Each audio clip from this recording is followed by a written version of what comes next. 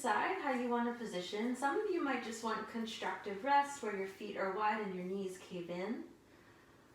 But others of you might like to have soles of the feet together and knees out to the side for your reclined butterfly position. Since you're at home, you might have things around you that could be helpful, like blocks under your thighs, pillows under your head, maybe even bolsters if you have that set up. Press through the back of your head and the back of your shoulders to engage a little bit with the ground. And then with that, lift your shoulder blades up, maybe even press through your elbows, and then reposition your spine and your back to the mat. And then from there, rock your head side to side. I'm going to encourage you to bring your hands to your ribs and see if you can engage with some more focused breathing.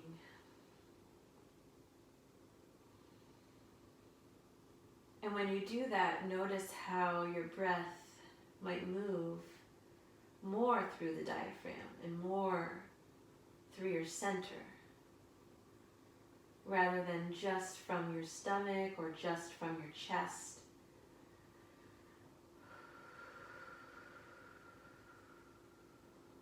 Even if you need to breathe through your mouth.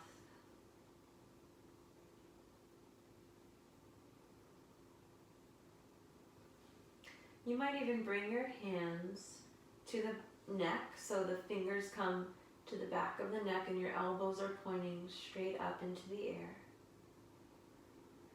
Put a little bit of traction of the finger pads against the back of that cervical spine there. Use your arm muscles and your shoulders to feel that for a moment. And then let go. Bring your thumb knuckles to your brow point, right between the eyebrows at the forehead, and rub into the skin there.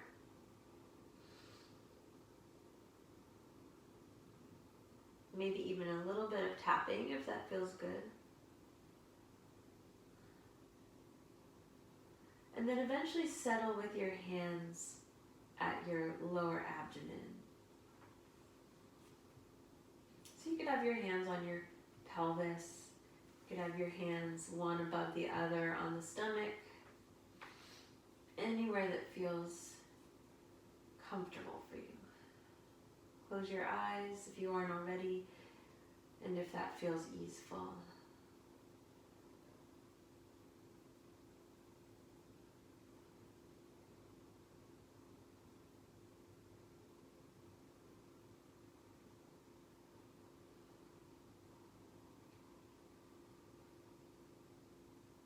Give yourself maybe 3 more rounds of breath.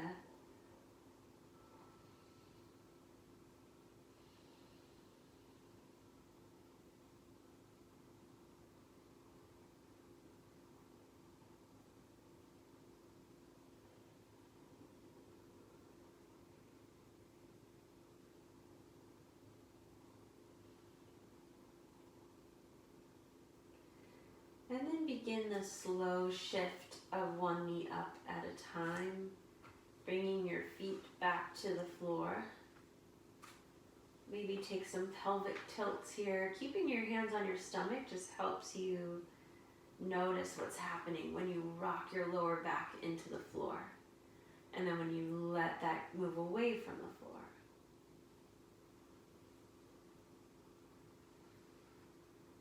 And then maybe the knees will come up closer to you. You can hold the knees with your hands, or you can hug the knees and take circles on your back. Go in each direction. And then we'll just take a moment in a reclined twist to each side. So you could drop your toes back to the floor and let both knees fall to the right. You might want to move props and pillows and things around. And so your knees won't be right stacked exactly together, but I want you to feel the diagonal now from knees across the pelvis and your center, your ribs, up through the opposite arm. Your right arm, it might reach out to the side, it might stay on your stomach. And your head, you can decide if you want to drop it to one side or rock it.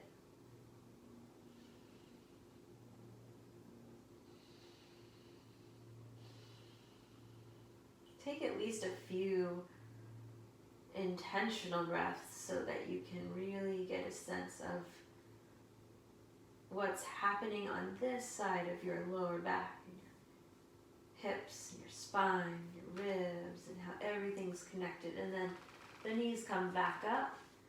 And for me, I kind of need to like shift into sort of a bridge to reset. And then from there, drop your knees to the other side.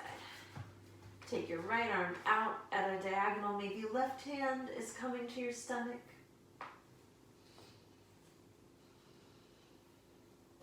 Wiggle your head out and anything else out until you can settle in and observe.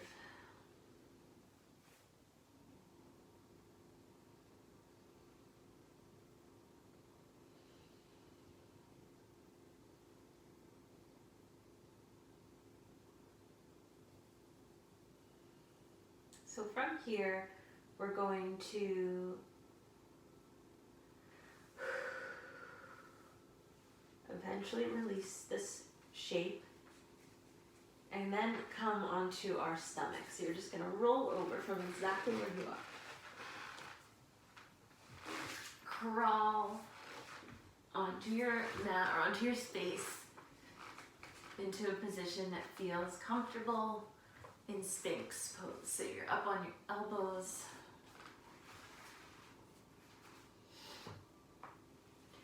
Okay, so the first thing we're going to do is actually take a half frog.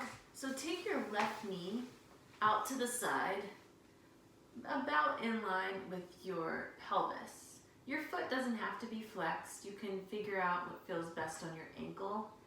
And then when we lower the chest down, we're going to focus on the opposite arm. So your left knee is out to the side, right arm is going to reach out at a diagonal again, and I'm going to stay up on fingertips with wrist up, elbow up, to feel into more of the arm across the body to the left knee.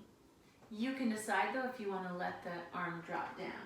The left forearm is for your forehead. And so once you're in it, you might press the left knee down into the floor while you're anchoring the right finger pads down, and also while you're pressing the forehead against the arm. So that's more of that isometric action. And just see how that feels specifically on your lower back. And then play with relaxing it, letting it go for a moment. And then seeing if you want to re-engage and try that again. And then let it go. Relax it.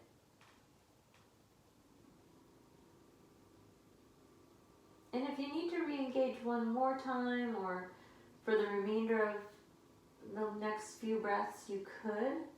Otherwise, just let yourself release into the floor.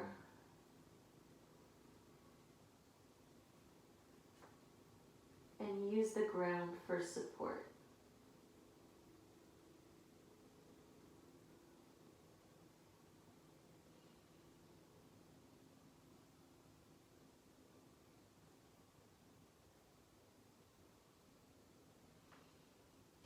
When you're ready, you're going to lift your head and come up through your Sphinx pose. Slide your left knee back behind you. Bend both knees to anchor the top of the thighs and knees down into the floor. And then release the legs. Slide the right knee up alongside your hips, about in line with your pelvis. And again, your foot can be flexed or not. And then your left arm is going to reach out at a diagonal. And your right arm is going to be the pillow for your forehead. So you can lower down, press down through your finger pads, your right knee, and your forehead. And then let go. Let your head relax, your arm relax, foot and knee relax. And then try that again. Find the action.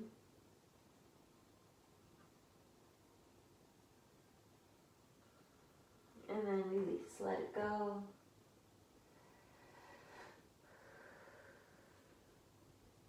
And you can continue with that pulsing of action and inaction, or if your body and your nervous system need more release to the floor and support from the ground, then just stay put where you are.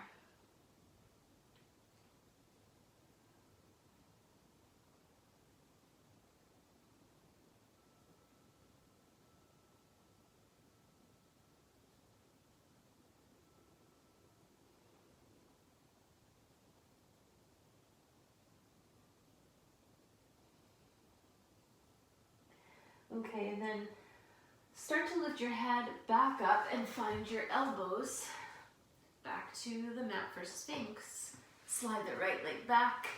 This time you could bend the knees again and sway